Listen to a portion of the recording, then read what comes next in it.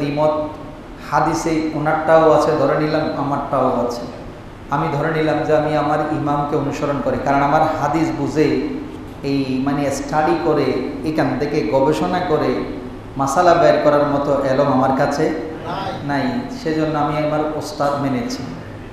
আল্লাহ নিজেই বলছেন, ইয়াউমা নাদউ কুল্লা উনাসিম বিইমামিহিম, তোমরা পৃথিবীর জমিনে কোরআন হাদিস মানার ক্ষেত্রে ইমামকে অনুসরণ করো। মান ইউতিল হিকমা ফাকাদ উতিয়া খায়রান কাসীরা, যাকে আমি কোরআন হাদিসের জ্ঞান দিয়েছি তাকে আমি সবচাইতে উত্তম জিনিস দান করেছি। এখন আপনি বাংলা বই পড়েছেন, বাংলা ফেসবুক পড়েছেন, সব কিছু থেকে আপনি কিছু হাদিস জেনে গেছেন, কিন্তু রিসার্চ করার মতো ক্ষমতা আপনার নাই। রিসার্চ করার মতো ব্যক্তি লাগবে। কি লাগবে? ব্যক্তি লাগবে। এবার আসেন, মত পার্থক্য আপনার কাছে রাখেন, মৃত্যুর পরেও কিছু জাতের ক্ষমতা চলে। তার মধ্যে আজকে যার আলোচনা করব, এই মাসের 1 তারিখে যিনি ইন্তেকাল করেছেন, মহান রবের ডাকে সাড়া দিয়েছেন, আমিরুল মুমিন ফিল হাদিস, যিনি সৃষ্টি জগতের মধ্যেই সবচেয়ে বিশুদ্ধ হাদিসের গ্রন্থ 1 নম্বরে যার কিতাব, তিনি হচ্ছেন ইমামে বুখারী। সেই ইমাম বুখারী রহমতুল্লাহ আলাইহি, ওনার করুণ ইতিহাস আছে। তিনি যেমন আমাদের জন্য নিয়ামত রেখে গিয়েছেন, ওনার এই নিয়ামত রেখে যাওয়ার পিছনে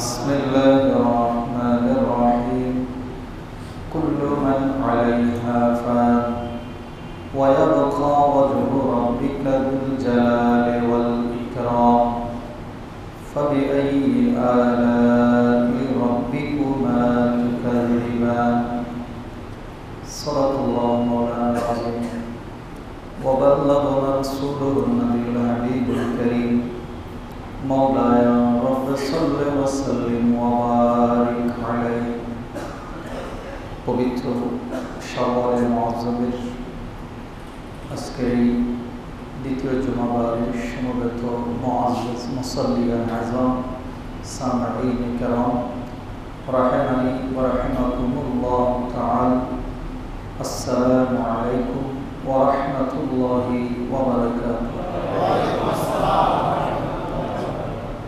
রব্বুল আলামিন আহকামুল হাকিমিন জিল জালালি ওয়াল ইকরাম মহান রবের দরবারে অসংখ্য অগণিত শুকরিয়া আদায় করছি। রব্বুল আলামিন পবিত্র জুমার দিন আল্লাহ পাক আমাদেরকে আল্লাহর ঘরে আসার বসার সুযোগ দিয়েছেন, তৌফিক দিয়েছেন, রহমত করেছেন, সেজন্য শুকরিয়া আদায় করতে বলি আলহামদুলিল্লাহ। নবী দো জাহান মালিক মুখতার সরওয়ার কায়নাত ফখরে মওজুদাত নবী মুহাম্মদুর রাসূলুল্লাহ সাল্লাল্লাহু তাআলা আলাইহি ওয়াসাল্লামের নূরানি রওজায়ে আতহারে লক্ষ কোটি দরুদ আর সালামের হাদিয়া পেশ করছি। সম্মানিত মুসল্লিন, যে আয়াতে কারিমা তেলাওয়াত করেছি, এই আয়াতটা আলহামদুলিল্লাহ আপনারা সবাই মোটামুটি আলেমদের মুখে শোনেন এবং এই আয়াতটা যখনই আপনারা শোনেন সাথে সাথেই অনেক মুসল্লি আছেন সাথে সাথে বলতে পারেন এটা সূরা রহমানের আয়াত। কারণ একই কথাকে আল্লাহ পাক রব্বুল আলামিন বারবার রিপিট করেছেন। কেন রিপিট করেছেন? স্রষ্টা একটা কথা যেখানে একবার বললে হতো, একই কথাকে কেন বারবার রিপিট করলেন আল্লাহ? সে কথাটা হচ্ছে ফাবিআইয়ি আলাই রাব্বিকুমা তুকাযিবান, তোমরা তোমাদের রবের কোন কোন নিয়ামতের অস্বীকার করো। এক কথায় কোন কোন নিয়ামতের হিসাব দেওয়ার মতো ক্ষমতা তোমাদের আছে? আল্লাহ বলছেন কুল্লু মান আলাইহা ফান, তোমাদেরকে যা কিছু দিয়েছি সব কিছু ধ্বংস হয়ে যাবে। ওয়ায়াবকা ওয়াজহু রাব্বিকা যুল জালালি ওয়াল ইকরাম, তিনি ছিলেন, তিনি আছেন, তিনি থাকবেন, তিনি চিরস্থায়ী চিরঞ্জীব।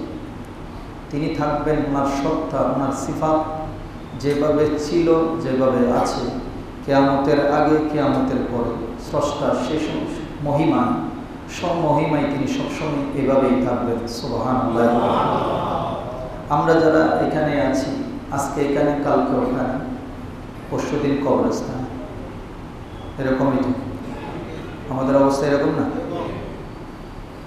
আগে ছিলাম মায়ের পেটে, রুহের জগৎ থেকে বাবার পিঠ, পিঠ থেকে মায়ের পেট, মায়ের পেট থেকে দুনিয়া, দুনিয়া থেকে আবার জমিনের সেই নিচে কবরস্থান, সেখান থেকেই হাসরের ময়দান উঠব, এরপরে চিরস্থায়ী ফয়সালা জান্নাত জাহান্নাম। তার মানে আমাদের একটা বিবর্তন আছে। কুল্লু শাইইন ইয়ারজিউ ইলা আসলিহি, প্রত্যেক বস্তু তার আপন গতির দিকে ফিরে যাবে। সেজন্য আল্লাহ পাক আমাদেরকে বলে দিয়েছে কুল্লু মান আলাইহা ফানের আরেকটা ব্যাখ্যা হচ্ছে ইন্না লিল্লাহি। হ্যাঁ, তখন আল্লাহর দরবারে আমরা কি বলবো? ফাসুবহানাল্লাযী বিয়াদিহি মালাকুতু কুল্লি শাই ওয়া ইলাইহি তুরজাউন। ওই স্রষ্টার মহা পবিত্রতা বর্ণনা করছি। তিনি সুমহান, যার কুদরতের হাতে আমাদের সকলের জান, এবং ওয়া ইলাইহি তুরজাউন, আমাদের সবাইকে ওই স্রষ্টার দিকে কি করতে হবে? ফিরে যেতে হবে। এখন ফিরে যাওয়াটা কীরকম হতে হবে? মারা তো সবাই যাবে, কাফেরও মারা যায়, মুশরিক মারা যায়, মজুসি মারা যায়, মুসলমানও মারা যায়, ইমানদারও মারা যায়, নবীরাও মারা যায়, আল্লাহর বলিরাও মারা গিয়েছেন।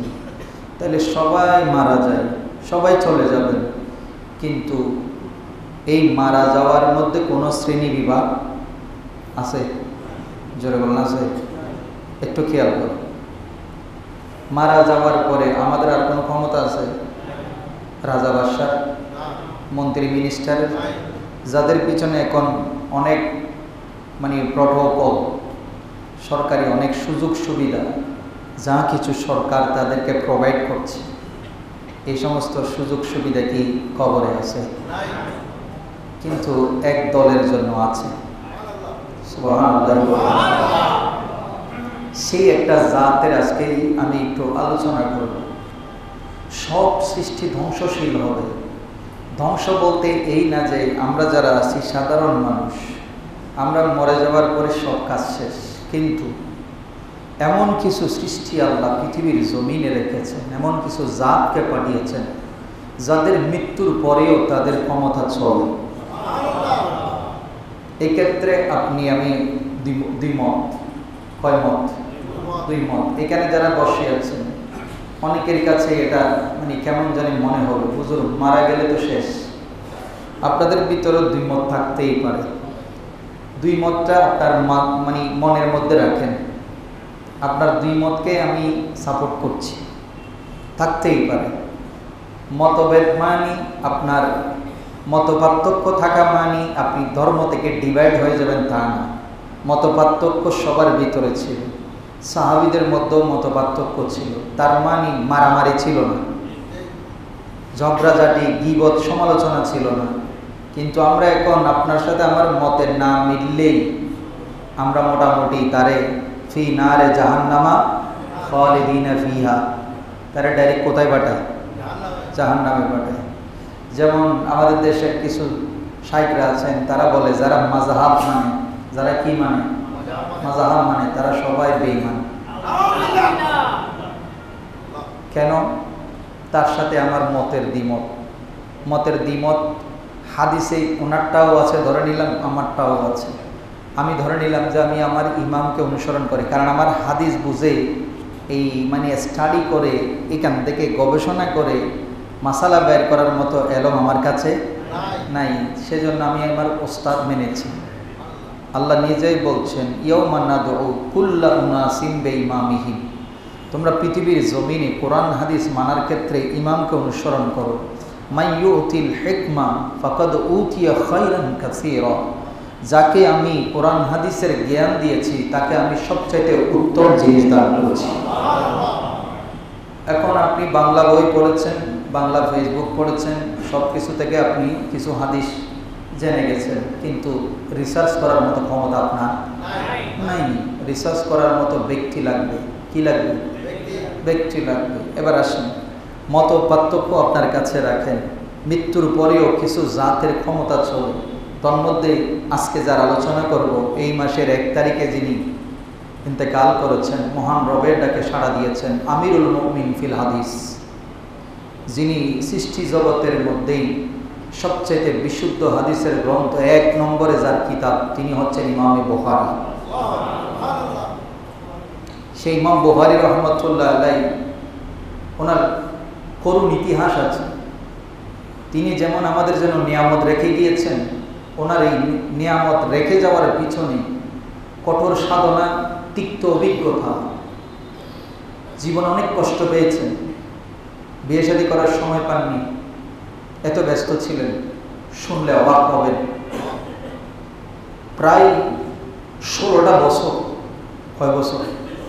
16 বছর শুকনো রুটি খেয়েছেন, 1 ফোঁটা তরকারি খান না। কয় বছর? 16 বছর। যেই 16 বছর তিনি বুখারী সংকলন করেছেন, কোনোদিন তরকারি দিয়ে রুটি খান নাই, শুকনো শুকনো রুটি খেয়েছেন। অসুস্থ হয়ে গেছেন, কঠিন রোগ হয়ে গেছে।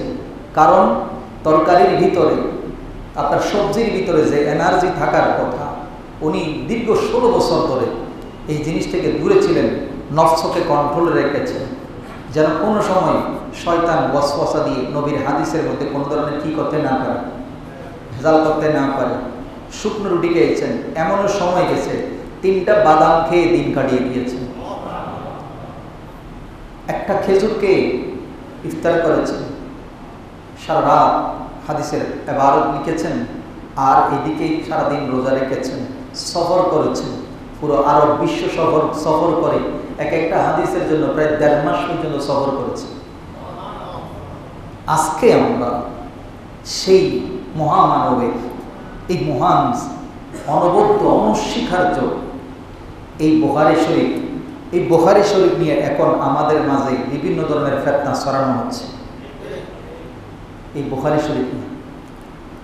অথচ বুখারীর মূল কিতাব যেটা, সেই কিতাব যারা পড়ে, আপনি যখন শুনবেন এই হাদিসটা বুখারীতে আছে, আপনাদের কাছে আমাদের বিনীত অনুরোধ থাকবে, যারা মাযহাবের বিরুদ্ধে বুখারীকে ইউজ করে, অনেক শাইখরা বলে আমরা হাদিস মানি কি মাযহাব মানি না।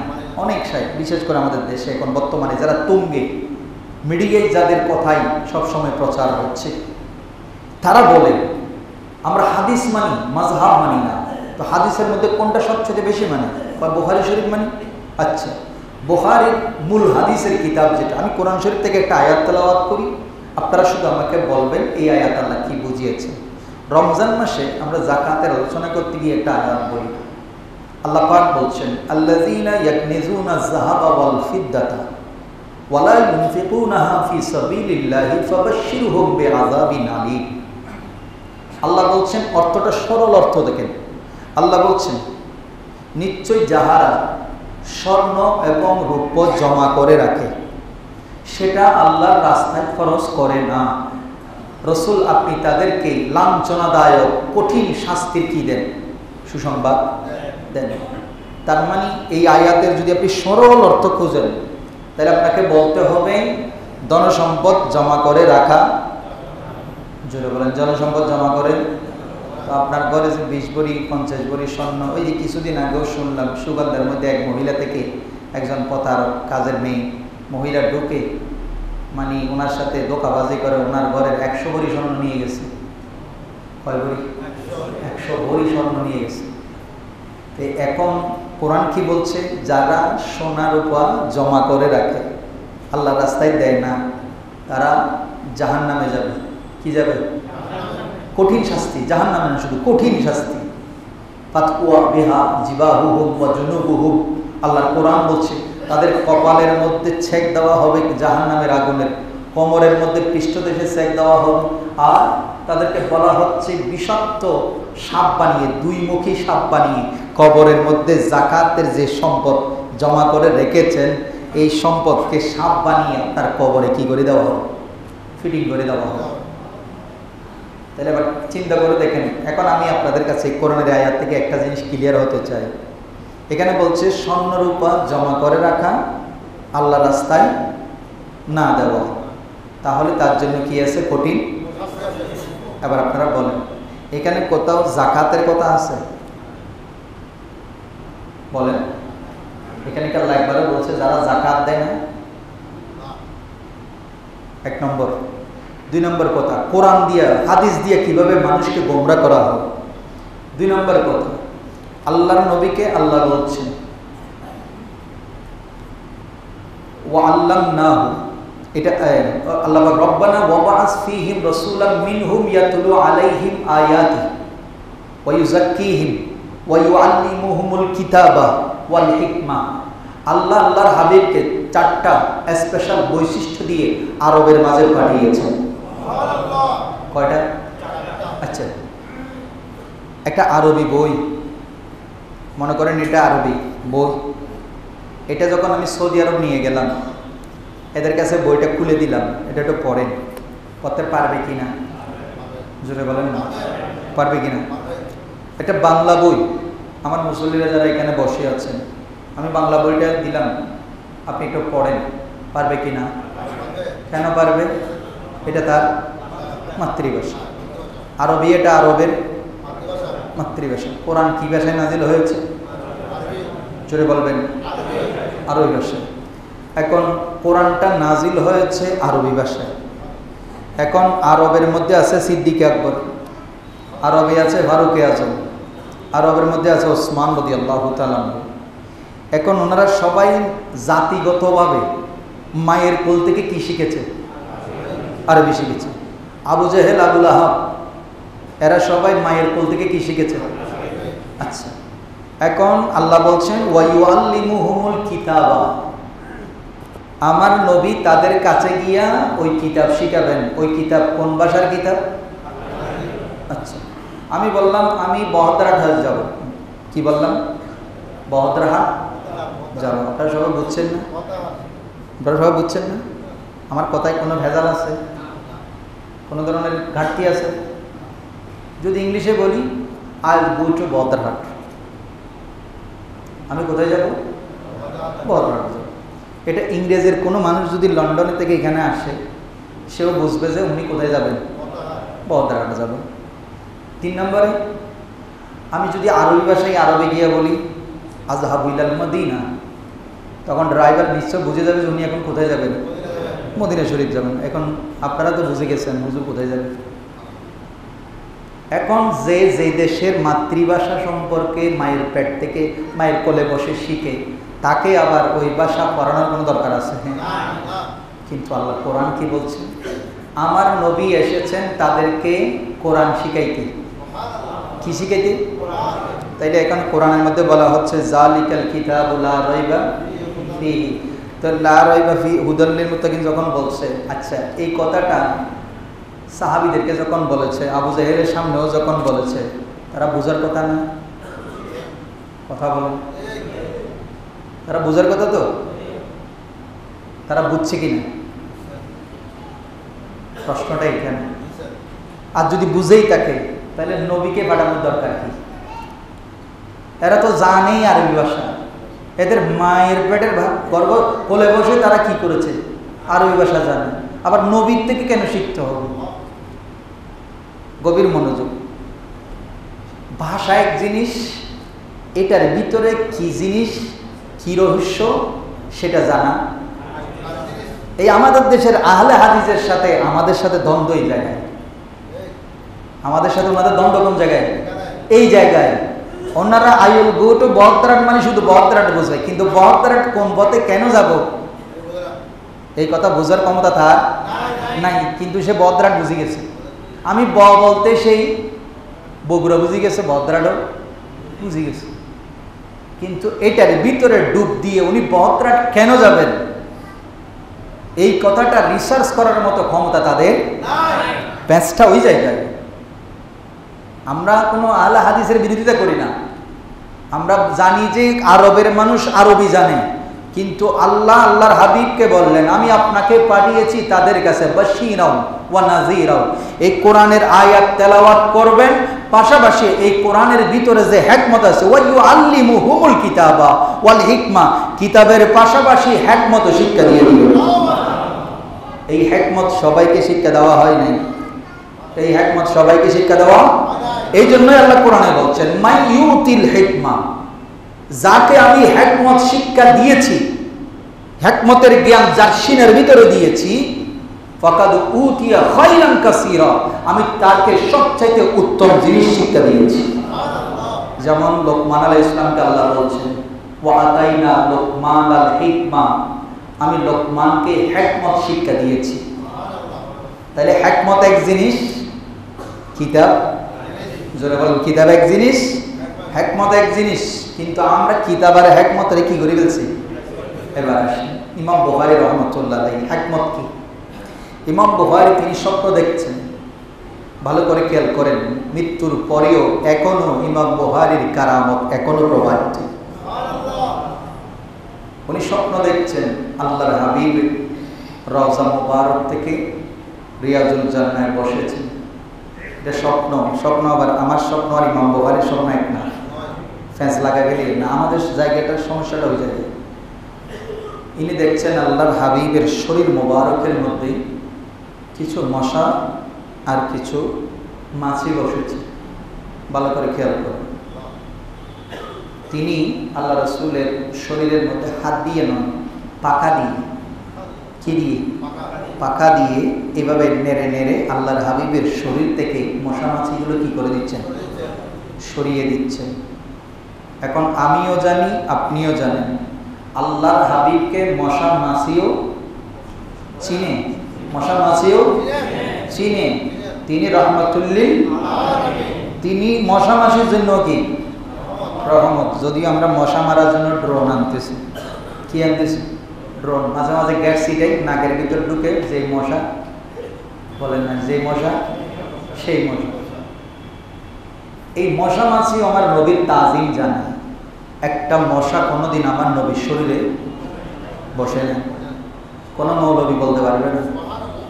কোনো মাছি কোনোদিন আমার নবীর শরীরে বসে নেই, কারণ আমার নবীর পুরা শরীর ঘুমন্ত অবস্থায় যেমন পবিত্র, ঘুমন্ত অবস্থায় কেন আল্লাহর হাবিবের শরীর মোবারক থেকে যা বের হয়, আমাদের শরীর মোবারক থেকে কিছু বের হলে সেটা হয় নাপাক, আর আমার নবীর শরীর মোবারক থেকে প্রস্রাব পায়খানা যেগুলো বের হয় এগুলো হচ্ছে পাক। এবং এই জিনিসগুলো সৃষ্টি জগতের জমিনের জন্য আল্লাহ পাক রিজিক হিসেবে সৃষ্টি করেছে। এখন আপনি কিভাবে করবেন, কেন করেছেন, এগুলো নিয়ে যদি বসেন দীর্ঘ আলোচনা যাব। আমি শুধু বলছি আজকে ওই জাতের কথা বলবো, তিনি মশা মাছিগুলো তাড়াচ্ছেন। তো এখন মশা মাছি এখন আপনার কাছে যদি এসে বলে, আমার কাছে আমার মতো 2 টাকার মোল্লার সই হাদিসের মোল্লার কাছে আসে যদি বলে আমি দেখছি যে আল্লাহর হাবিবের শরীরে কি বসছে মশা মাছি, তখন আমি হয়তো উত্তর দিব হতেও পারে, কারণ নবীও মানুষ আমিও মানুষ। আপনার উত্তর হবে সেরকম, কিন্তু সেই সময়ের জগৎ বিখ্যাত স্বপ্ন বিশারদের কাছে গিয়েছেন। উনি যাওয়ার পরে জিজ্ঞেস করছেন, আমি এরকম একটা স্বপ্ন দেখেছি হুজুর, আমার স্বপ্নটার ব্যাখ্যাটা কেমন হবে? তিনি তখনও ছোট। তখন বলছেন, ওনার চেহারার দিকে তাকিয়ে বলছেন, তোমার মাধ্যমে আল্লাহর নবীর দ্বীনের এমন এক খেদমত হবে যা অতীতে কেউ করে নাই, ভবিষ্যতে কিয়ামত পর্যন্ত কেউ করতে পারবে না। এমন একটা খেদমত তুমি করবে। তখন ওনার ভিতরে কি করবে সেটা বলতেছে না। তোমার এখন ওনার সেদিন থেকে ওনার মনের মধ্যে উচ্চারণ হয়েছে, আমি আমার নবীর কি খেদমত করব। তখন একদিন তিনি হযরতে রাহওয়াইয়ের হাদিসের দরসে বসেছেন। ইসহাক ইবনে রাহওয়াই ওনার ওস্তাদ, ওনার দরসে বসে এমন সময়ের মধ্যে হযরতে ইসহাক ইবনে রাহওয়াই হঠাৎ করে বলে উঠলেন, তোমাদের মধ্যে যদি কেউ একজন এমন একটা কাজ করতো যে আল্লাহর নবীর হাদিসগুলাকে, বিশুদ্ধ হাদিসগুলাকে এক জায়গায় করে মুসলিম উম্মার জন্য কেউ যদি একত্র করে দিত, কতই না উত্তম হতো, জাতি নবীর হাদিসগুলো, সই হাদিসগুলো জানতে পারত। তখন ইমাম বুখারী হাত তুলে বললেন, ওস্তাদ, তিনি ছিলেন ওই দরসের সবচাইতে ছোট ছাত্র, সবচাইতে ছোট। তিনি হাত তুলে বললেন, হুজুর আপনি যদি দোয়া করেন, অনুমতি দেন, আমি ওই কাজটা করতে চাই। ইসহাক ইবনে রাহওয়াই ওনার ওস্তাদ, ওনাকে দেখে বললেন, সিনার সাথে জড়িয়ে দোয়া করে দিলেন। এই ইসহাক ইবনে রাহওয়াইয়ের দরবারে যখন তিনি বসতেন, ভালো করে খেয়াল করেন, আমরা যখন স্কুলে যাই কি নিয়ে যাই? খাতা কলম নিয়ে যাই না, বইপত্র। আগে তো আমরা এরকম করে বই নিয়ে যাইতাম, বুঝছেন? আর এখন কিছু না পারলে বেশি বাড়ি হইলে এরকম করতাম। আর এখন তো পিছনে কি ঝুলি যায়, ব্যাগ মানি। এটা আবার নেওয়ার জন্য মা বাপ দুজন যেতে হয়। এই পরিমাণের বই ছেলেদের কিসে, কাঁধের মধ্যে। এগুলো দিয়ে দেওয়ার জন্য একবার মাকে যেতে হয়, আনার জন্য আবার বাবারা যেতে হয়। প্রত্যেক ছেলে মা বাপ দুজন ট্রেনিং করতেছে। তো এখন যুগ এসে গেছে, কি করবে? তো হযরতে ইসহাক ইবনে রাহওয়াইয়ের দরবারে যখন ছাত্ররা যেত, তো ওনারা খাতা কলম নিত, উনি যা বলতেন লিখার চেষ্টা করতেন। লিখতে লিখতে লিখতে লিখতে মানে ফুরাই ফেলতেন। একদিনে এত হাদিস, এতগুলো হাদিসের তাত্ত্বিক আলোচনা করতেন। তো ইমাম বুখারী রাহমাতুল্লাহ আলাইহি, উনি ছোট মানুষ, উনি গিয়ে বসে থাকতেন পিছনে। তো শুনতেন, উনি কিছুই লিখতেন না, খাতা কলমও নিয়ে যেতেন না। শুধুমাত্র ইসহাক ইবনে রাহওয়াই এবং আব্দুল্লাহ ইবনে মুবারক ওনাদের দরসে গিয়ে এইভাবে বসে থাকতেন। ওস্তাদে যা বলতেছে মনোযোগ দিয়ে শুনতেন, শুনে দেখতেন, কিছুই লিখতেন না, খাতা কলমও নিয়ে যেতেন না। তো উনি ছোট, তো উনি বের হওয়ার সময় অন্যান্য ছাত্ররা বলতেন, কেন যে শুধু শুধু আসো, হুজুরে আজকে যা আলোচনা করছে, আমরা লিখার পরেও তো সবগুলো কি করতে পারি না, এত কিছু লিখতে পারি নাই। আমাদের স্কুলের মধ্যে, আমরা মাদ্রাসার মধ্যে দেখি যে একটা লাইন ওস্তাদকে 3 বার বলতে হয়, তারপরেও অনেকে কি করতে পারে না, লিখতে পারে না। এখন উনি তো ইসহাক ইবনে রাহওয়াই, আব্দুল্লাহ ইবনে মুবারক, ওনারা এত বড় বড় মুহাদ্দিস, ওনারা অনর্গল বলে যাচ্ছেন। এখন ওরা যা যা পারে মূল কথাগুলো লিখতেন। বলে যে আমরা এত দ্রুত লিখার পরেও কথাগুলো কি করতে পারি না, নোট করতে পারি না। তুমি এখানে কি জন্য আসো? খাতাও আনো না, কলমও আনো না, শুধু আসো আজ যাও। তো উনি বলতেছে আমি বলে যে এই শোনার মধ্যে কয়টা মুখস্থ রাখবা? আমি যে এখন কথাগুলো কিছু মনে করি না, আমি যে এখন ওয়াজ করতেছি, ওনাকে নিয়ে আলোচনা করছি। জুমা থেকে বের হওয়ার পরে আমি যদি জনে জনে জিজ্ঞেস করি, দেখে বলেন তো আমি কি বলছি? বলে যে আচ্ছা ঠিক আছে, ইউটিউবের ডাউনলোড তো উনি এর আগামী সপ্তাহ তোমরা হতে পারে, অসম্ভব কিছু। কারণ এটা তো আমি একদিনে শিখি নাই, আমার সারা জীবনের স্টাডি। আজকে জুমায় আসার আগে আমার পড়ালেখা, আপনি তো সেই সাথে সাথে বলতে পারবেন। এটা স্বাভাবিক বিষয়, এটা মানব জাতির স্বাভাবিক বিষয়। কিন্তু ওই যে বললাম, আমরা যা করি ধ্বংস হবে, কিন্তু এমন কিছু জাত আছে যাদেরগুলো ধ্বংস হবে না। উনি হচ্ছেন ইমাম বুখারী, সেরকম একজন জাত। ইনি একদিন বিরক্ত হয়ে যখন প্রতিদিন ওনাকে এই বড় বড় স্টুডেন্টগুলা, মুহাদ্দিসের ছাত্রগুলো এই কথাগুলো বলে, তখন তিনি একদিন মাথা গরম হয়ে বলল, আপনারা যা লিখেন কালকে সবাই খাতা নিয়ে আসবেন, যা যা এই পর্যন্ত লিখেছেন আমার থেকে জিজ্ঞেস করবেন কোন দিন কোন টাইমে ওস্তাদ কি পড়িয়েছেন। আমি বলতে না পারলে কালকে থেকে আমি এই দরজে বসবো না। তারা বললেন, ও মারি এই পিচ্চি ছেলে আমাদেরকে চ্যালেঞ্জ করে, ঠিক আছে তুমি কালকে আসি। এরা সবাই সলা পরামর্শ করে যার যার নোট খাতাগুলো নিয়ে আসছে, পুরো 1 মাসের নোট নিয়ে আসছে। ইসহাক ইবনে রাহওয়াইকে এই কথা যখন বলছে, উনি বলছে তোমরা কি জন্য ওকে এত কিছু করার দরকার ছিল? ও আসছে দেখুক, বসুক, ও যা শুনতেছে শুনুক, কেন শুধু শুধু তাকে এরকম করছো? বলে যে ওস্তাদ আপনি একটু সাহায্য করলে আমরা একটু পরীক্ষা নিতে পারি। এই পরীক্ষা নিতে গিয়ে দেখা গেল তাকে বলা হলো অমুক দিন এই টাইমের মধ্যে ওস্তাদ কোন বিষয়ে আলোচনা করেছে। আল্লাহর ইজ্জতের কসম, ওনার সাথে যে ছাত্রগুলো ছিল সবাই বলছে একটা লাইনও বাদ যায়নি, বরঞ্চ আমাদের খাতার মধ্যে যেই লাইন উঠে নাই ইমাম বুখারী সেই লাইন ধরিয়ে দিয়েছে, একটা লাইন বাদ যায়নি ওস্তাদ। এবার বলেন এইরকম একজন ছাত্র কোনোদিন হাদিসের ক্ষেত্রে কোনো ভুল করতে পারে? 2 নম্বরের কথা, এটা তো ওনার স্মৃতিশক্তি আল্লাহর দিয়া জ্ঞান। এবার উনি এই হাদিসটা লেখার সময়, প্রতিটা হাদিস লেখার সময় ওযু করেছেন, গোসল করেছেন, আতর লাগিয়েছেন, রিয়াজুল জান্নায় বসে নামাজ পড়েছেন। নামাজ পড়ার পরেও ওনার এত প্রখর স্মৃতিশক্তি হওয়ার পরেও, যার মধ্যে প্রায় 9 লক্ষ মতান্তরে 6 লক্ষ হাদিস যার সিনার মধ্যে জমা ছিল, এত প্রখর স্মৃতিশক্তির অধিকারী হওয়ার পরেও তিনি যে ওই যে মশামাছি তাড়াচ্ছিলেন, একটা মশামাছি, একটা ভুল যেন, একটা শব্দ, একটা নোক্তা যেন সেখানে ভুলে ঢুকে না যায়, কোনো জাল হাদিস, মৌজু হাদিস যেন সেখানে না ঢুকে, ইভেন কি দৈব হাদিস পর্যন্ত যেন স্থান না পায়, সেজন্য তিনি কিতাবের নাম লিখেছেন আল জামিউল মাসনাদুস সাহিহুল মুখতাসার মিন উমুরি রাসূলিল্লাহ সাল্লাল্লাহু আলাইহি ওয়াসাল্লাম ওয়া আইয়ামিহি ওয়া সুনানিহি। তিনি সেটাকে বলেছেন মুখতাসার, তিনি সেটাকে বলেছেন জামি, তিনি সেটাকে বলেছেন মাসনাদ। মাসনাদ মানে সনদ। কিয়ামত পর্যন্ত যত মুহাদ্দিস আসবে আমার এই বুখারী শরীফে যাদের সনদ আমি নিয়েছি, যেগুলো মুত্তাসিল এবং মারফু, মারফু মানে যেই হাদিসের সনদ মারফু মুত্তাসিল থাকার কারণে তিনি হাদিসকে বলেছেন, নাম দিয়েছেন মুসনদ। কারণ এই হাদিসের মাঝখানে রাসূল পর্যন্ত কোনো রাবী বাদ যায়নি, এবং বাদ যায়নি যে সেটা না, এমনও রাবী সেখানে আছেন যারা দুনিয়াতে থাকা অবস্থায় আল্লাহর পক্ষ থেকে জান্নাতের সুসংবাদ পেয়েছে। তার মধ্যে একজন হচ্ছেন মুহাম্মদ ইবনে মুনকাদির। নাম শুনলে অবাক হবেন, এই যার দরসে বসতেছেন ইসহাক ইবনে রাহওয়াই, উনি কেমন মুহাদ্দিস!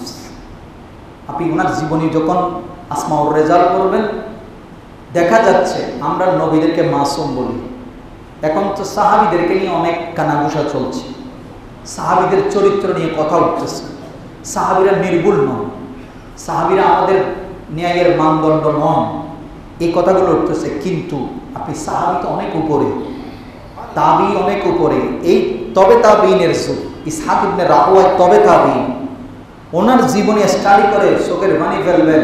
জীবনে কোনোদিন একদম বয়স বালেগ হওয়ার আগ থেকে শুরু করে জীবনের শেষ দিন পর্যন্ত একবারের জন্য একটা হাস্যোজ্জ্বল মিথ্যা কথা বলবেন সেই রকম রাবি যিনি ইমাম বুখারীর উস্তাদ। তো ওনাদের যদি এই অবস্থা হয়, আল্লাহর নবীর সাহাবীদের কেমন ছিল? এখন আপনি যদি বলেন ওনারা ঈমান আনয়নের পূর্বে অনেক কিছু ছিল, আরে ভাই তোমাকে ঈমান আনয়নের পূর্বে সাহাবীরা কি রকম ছিল এই বিষয়ে আলোচনা করার কথা কোরআন হাদিসে কোথাও আছে?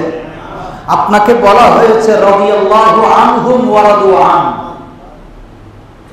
যেই দিন তারা আমার নবীর হাতে ঈমান এনেছে তাদের অতীতের সমস্ত গুনাহ আমি আল্লাহ মুছে দিয়েছি, সমস্ত ভুলকে সমস্ত গুনাহকে আমি আল্লাহ সওয়াবে পরিণত করে দিয়েছি। তো আপনি এত বছর পরে এসে সাহাবীদের আগের ভুল খুঁজতেছেন, দুঃখ। এই যদি ভুল খুঁজেন কোরআন নিয়ে সন্দেহ করবেন, হাদিস নিয়ে সন্দেহে করবেন, কারণ ওনারা হচ্ছেন আমাদের সত্যের মাপকাঠি। আমরা যখন এই কথা বলি, আপনারা অনেকেই আছেন মানে হক কথার চাইতে দল প্রিয়। কি প্রিয়? আহারে আমাদের সেই যুগের ইমামদের কথা বলছি, তো ইমাম বুখারীর কথা বলছি। তো জীবনে কোনোদিন একটা হারাম কাজ, একটা হারাম জিনিস, ওই যে বললাম 16 বছর তরকারি পর্যন্ত খাই নাই, অসুস্থ হয়ে গেছে, ডাক্তার আসে বলতেছে হুজুর আপনি এই দীর্ঘ সময় ধরে এইভাবে নিজেকে বিরত রাখার কারণে আপনার শরীরে এই রোগ দানা বেঁধেছে, এক এক ফসলের এক একটা কি আছে গুণ আছে, আপনি সেগুলো না খাওয়ার কারণে আপনার শরীরে এই অবস্থা হয়েছে।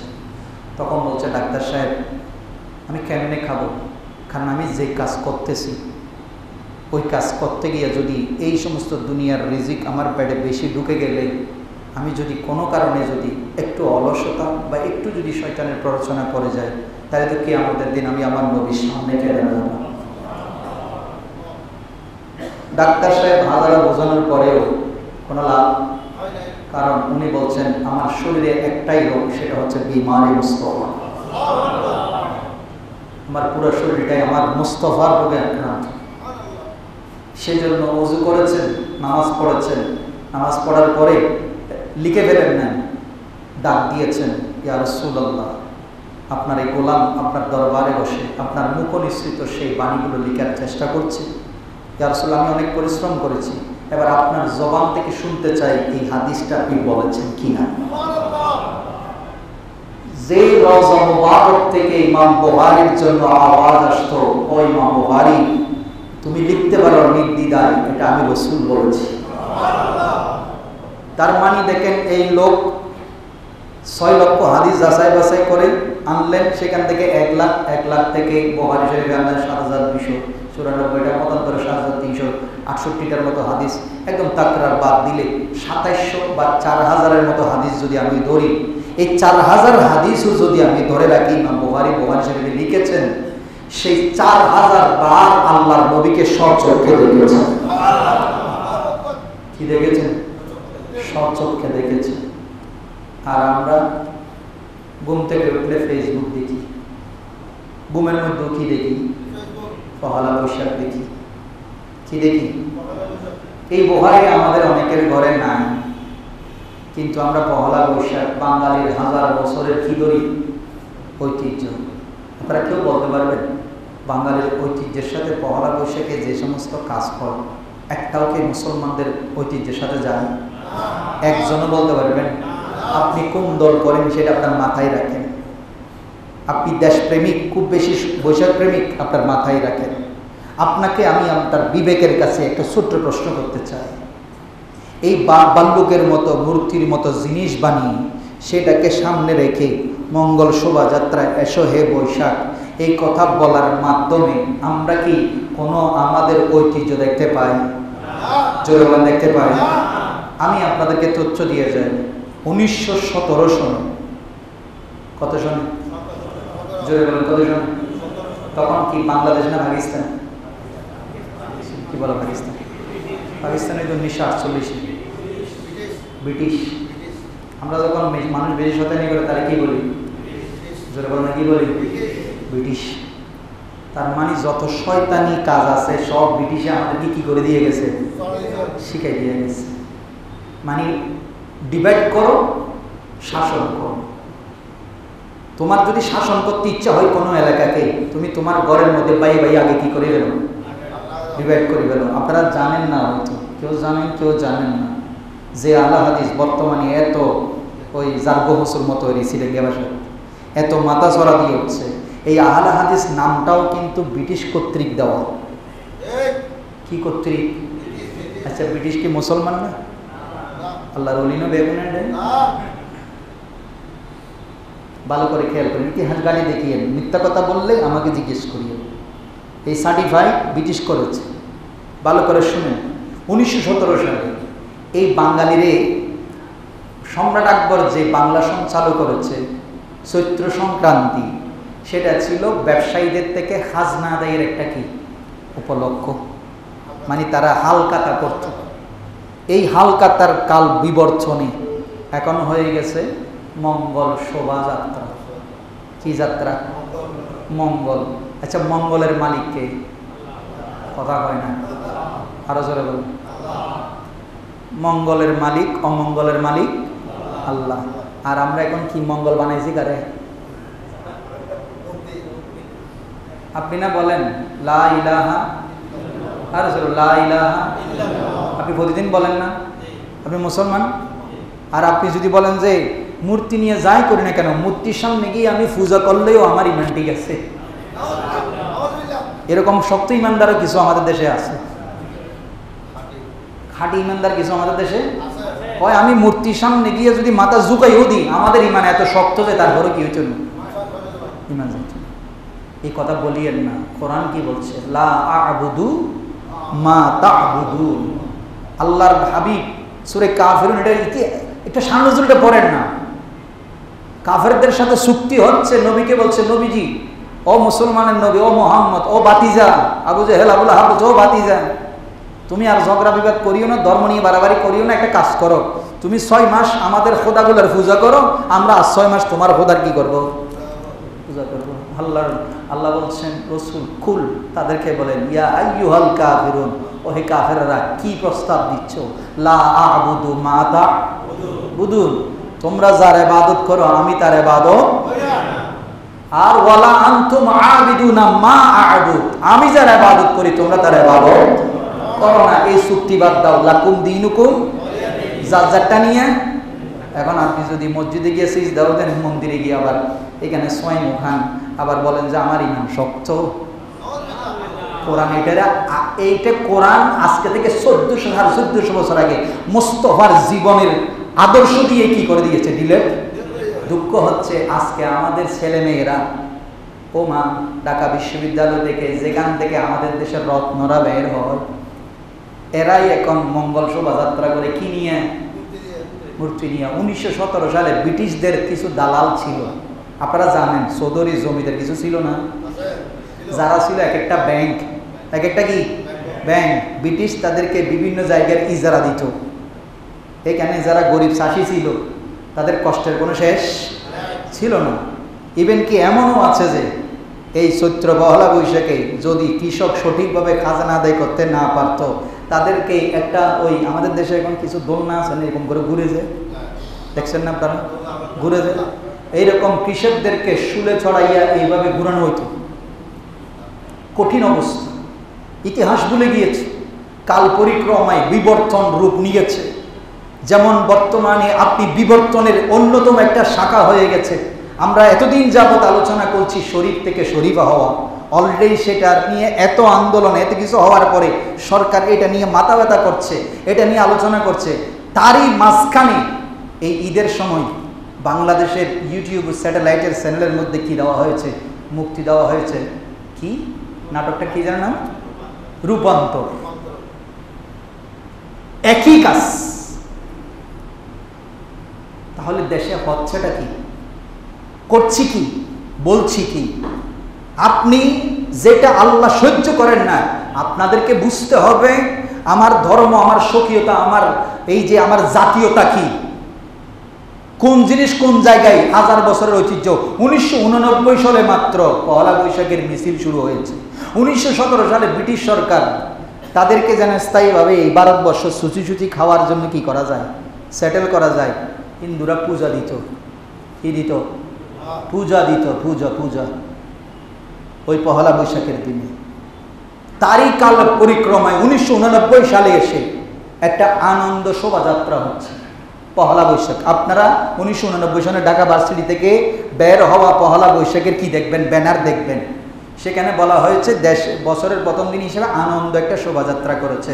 তারই কাল পরিক্রমায় সেটা ঘুরে ফিরে বিভিন্ন মূর্তির আকার নিয়ে, হাতি ঘোড়ার ছবি নিয়ে আজকে আমাদের হাজার বছরের ঐতিহ্য হয়ে গেছে পহেলা বৈশাখ, যেটা আমাদেরকে শিরিকের দিকে ধাবিত করছে। এখন আপনি কি আমাকে তৌহিদ শিখাবেন? আপনি আমাকে জাতীয়তা শিখাবেন? আপনি যত বড় রাজনীতিবিদ হন, সায়েন্টিস্ট হন, বসেন, কোন জিনিসের ভিতরে আপনি এখানে জাতীয়তা খুঁজে পেয়েছেন? একটু আমাদেরকে খুঁজে বের করে দেখান। কোন দিকে ডুবাই দিচ্ছেন? কাদেরকে খুশি করছেন? আরে ভাই, নমুনা এখনো সামনে তো চলতেছে। আমি যাওয়ার কথা সৌদি আরবে এই গত সপ্তাহে, দুর্ভাগ্যক্রমে আমার ভিসা বের হতে অনেক দেরি হয়ে গেছে। আমি ওমরায় যাওয়ার কথা, কিন্তু দুর্ভাগ্যক্রমে আমার ভিসাটা বের হচ্ছে মঙ্গলবার, কারণ ওদের এখানে লম্বা একটা বন্ধ করে গেছে যে আমার ভিসাটা বের না হয়ে মঙ্গলবারে হলে। এখন আমি এদিকে প্রতিষ্ঠানে ছুটি পাইনি, সেজন্য আমার দুর্ভাগ্য যেতে পারিনি। আলহামদুলিল্লাহ, আল্লাহ যদি তৌফিক দেয় 2-1 মাস কোরবানের পরে হলে যাবো। আল্লাহ যেন তৌফিক দান করেন। মজার বিষয় কি জানেন? মঙ্গলবারে যদি আমি রওনা হতাম, রাত্রে যদি যেতাম, বুধবারে গিয়ে আমি দুবাইতে পৌঁছতাম, শারজায়। আমি ট্রানজিট দিয়ে যাওয়ার কথা। মজার বিষয়, দুবাইয়ের অবস্থা এখন দেখতে পাচ্ছেন কি হচ্ছে? 75 বছরের ইতিহাসে দুবাইয়ের মানুষের অবস্থা। আরে মুসলমান ভাই, আমি যার ধর্ম পহেলা বৈশাখ, আরে হিন্দুরা অনেক শিক্ষিত, ঢাকা বিশ্ববিদ্যালয়ের একজন প্রাক্তন ছাত্রী, সে ফেসবুকে একটা স্ট্যাটাস লিখেছে, আমি অবাক হয়েছি। আসলে কিছু কিছু মানুষ আছেন, সে মহিলা বলছেন পহেলা বৈশাখ তোমাদের তো পহেলা বৈশাখ নয়, তোমাদের উৎসব হওয়া দরকার ছিল পহেলা মহরম। সুবহানাল্লাহ বলেন। একজন হিন্দু মহিলা বলছেন পহেলা বৈশাখ এটা তো আমাদের উৎসব। কোন দুঃখে তোমরা ধর্ম যার যার উৎসব সবার নাম দিয়ে, বাঙালি জাতীয়তাবাদের নাম দিয়ে তোমরা আমাদের উৎসবের মধ্যে তোমরা কেন যোগ দিচ্ছ? কই তোমাদের কোনো শবে বরাত, শবে কদর, তোমাদের পহেলা মহরমে আমরা তো কোনোদিন যাই নাই। তা আমি কোন একদম জাতীয়তাবাদের নাম দিয়ে কাকে খুশি করার জন্য আমার থেকে একদম বাধ্যতামূলক হয়ে মূর্তি টাঙ্গিয়ে মূর্তিকে সামনে নিয়ে আমাকে মঙ্গল শোভাযাত্রা করতে হচ্ছে? এটা কোন ধরনের জাতীয়তাবাদ?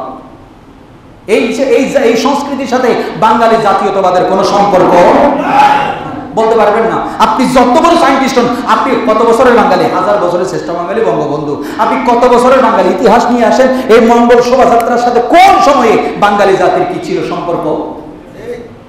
হিন্দুদের থেকে জিজ্ঞেস করেন মঙ্গল শোভাযাত্রা কোত্থেকে আসছে, ওরা জানে, আপনি জানেন না। যে আপনি অতি উৎসাহী, ঈদের সময় অনেকে বাড়িতে যায় না, কয় এই বছরের জন্য অপেক্ষা করি, এই দিনের জন্য কি করি?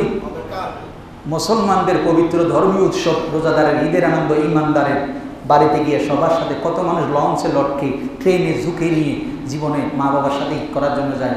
আর ওনারা ঢাকা বিশ্ববিদ্যালয়ে আমাদের সবচেয়ে বড় রত্ন যেগুলো বাইরে হবে দেশে, ওনারা বলে বাড়িতেও যাই নাই যুবক যুবতীরা। কেন? কয় এই বছরের জন্য, এই দিনটার জন্য আমরা কি করি? নমুনা সামনে আছে তো। দুবাইয়ের অবস্থা কি? জোরে বলেন কি? বন্যা মানি 75 বছরের ইতিহাসে দুবাই এরকম অবস্থা দেখে নাই। আপনি জানেন ওমানের অবস্থা খারাপ কেন হচ্ছে? কিছুদিন আগে 14 ফেব্রুয়ারি একটা ভালোবাসা দিবস গেছে না? গেছেন? ওরে মারে মা, কাকে খুশি করার জন্য মন্দির উদ্বোধন করেছে?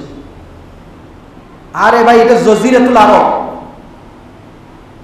আপনি আমাদের দেশে করেন, আমার কোনো আপত্তি নাই। যার যার ইসলাম, যার যার ধর্মীয় স্বাধীনতা দিয়েছে, আমাদের সংবিধান যার যার ধর্মীয়। ইসলাম তো রসুল তো মদিনা শরীফেই বলেছেন প্রত্যেককে তার ধর্ম কি করতে দেন, পালন করতে দেন। ধর্ম নিয়ে কি করিও না। একদিন আল্লাহ যদি তাকে আপনার আদর্শটা তার সামনে তুলে ধরেন, আপনি মুসলমান, আপনার চরিত্র কেমন, চলা কেমন, ইমাম বুখারীর জীবনী, ইমাম আবু হানিফার জীবনে অনুসরণ করে দেখবেন যে ওনারা তো কোনোদিন ইসলামের দাওয়াত দিতেও যায় নাই। ওনারা শুধুমাত্র এই নবীর হাদিসের খেদমত করতে গিয়েছেন, কোরআনের খেদমত করতে করতে ওনাদের চলা বলা, থাকা, হাসি, কথাবার্তা বলা, এইটা দেখে কাউকে বলে না যে ভাই আমার ধর্ম গ্রহণ করো। এটা কিছু করতে হয় নাই, শুধু ওনাদের চলা বলা, ওনাদের ধর্ম দেখে হাজার হাজার মানুষ ইসলাম ধর্মে দীক্ষিত। আরে ভাই, গরিব নামাজ কাউকে বলে না যে তুমি আমার ধর্ম গ্রহণ করো, কাউকে বলে নাই। শুধু আনা সাগরের বাণী লোটার মধ্যে নিয়েছেন, ওই একটা জিনিস দেখে একদিনে 30,000 হিন্দু মুসলমান হয়ে গেছে। দাওয়াত দিতে হয় নাই, আপনি আপনার আদর্শ এদের সামনে তুলে ধরেন, আপনার চলাফেরা, আপনার ব্যবসা বাণিজ্য, আপনার পারিবারিক জীবন তার সামনে তুলে ধরেন, দেখবেন অটোমেটিক ইসলাম। আর আপনি কি করছেন? আমি কিছু ধর্মীয় সংঘাতের দিকে যাচ্ছি না, যারা আমাদের ঐতিহ্যবাহী আজকের 500 বছরের মসজিদ ভেঙে কি বানিয়েছে? মন্দির বানিয়েছে, অথচ কোনো রায় হয়নি। রায়টা কি? জোর করে নেওয়া। ইতিহাসের কোনো সাক্ষীও নাই, বানানো সাক্ষী। 500 বছরের ঐতিহ্যবাহী সেই সম্রাট বাবর যে মসজিদ বানিয়েছে, মুঘল এম্পেরিয়র, ভারতীয় উপমহাদেশে মুঘল সাম্রাজ্যের প্রতিষ্ঠাতা, সে মুসলমান শাসক, যেখানে তখন মন্দিরের নাম নিশানাও ছিল না, উনি ওনার নিজস্ব অর্থায়নে যে মসজিদ বানিয়েছেন, সেটা ভেঙে কি বানানো হলো? আর আপনি তাদেরকে খুশি করার জন্য, ভিজিটর টাকা ইনকামের জন্য দুবাইয়ের মধ্যে কি বানিয়েছেন? আমি মন্দির বানানোর বিপক্ষে নই, কেন বানিয়েছেন? ওরা কি বলেছিল? আপনাকে দাবি জানিয়েছিল? আপনি একটা বানান তো দেখে এখন গিয়ে, দুঃখজনক। তার একটা নমুনা যেদিন বানিয়েছে তার পরের সপ্তাহে কিন্তু বড় ধরনের একটা কি হয়েছে, সমস্যা সেখানে হয়েছে। 1 মাস যায় নাই এখনো, ওই 14 ফেব্রুয়ারি 14 মার্চ, এখনো 2 মাস যায় নাই, এমন অবস্থা হয়েছে। আল্লাহ বলে যে তারা নাকি কৃত্রিম বৃষ্টি বানাচ্ছে। কি বানাচ্ছে? কৃত্রিম মেঘ সৃষ্টি করবে, বৃষ্টি আনবে। আল্লাহ বলে যে তোর আনতে হবে না, আমি একদিন দিয়ে দেখ, তারপরে হজম করতে পারিস নাকি দেখ, হজম করতে পারলে বানাইস। খোদার মায়ের ধারণার বাইরে। এই জন্য বলছি কুল্লু মান আলাইহা ফান ওয়া ইয়াবকা।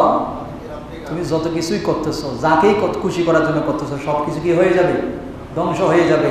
আর যাদেরকে ওই স্রষ্টাকে অনুসরণ করো, ওই স্রষ্টাকে মাইয়ুতিল্লাহ ওয়া রাসূলা ফাকাদ ফাযা ফাওজান আযীমা, আল্লাহ এবং রাসূলকে অনুসরণ করো, মান্য করো, তাহলেই তুমি কি হয়ে যাবে? সফলকাম হবে দুনিয়াতে আখিরাতে। যেমন ইমাম বুখারী হয়েছে, খরতমের মধ্যে বৃষ্টি হয় নাই দীর্ঘ সময়। আমাদের দেশে এখন আমরা বৃষ্টি খুঁজতেছি, বৈশাখ মাস, খরা রৌদ্র, 40 ডিগ্রি পার হচ্ছে, বৃষ্টি নাই। খরতম, যেখানে ওনার মাজার শরীফ, বৃষ্টি হয় নাই।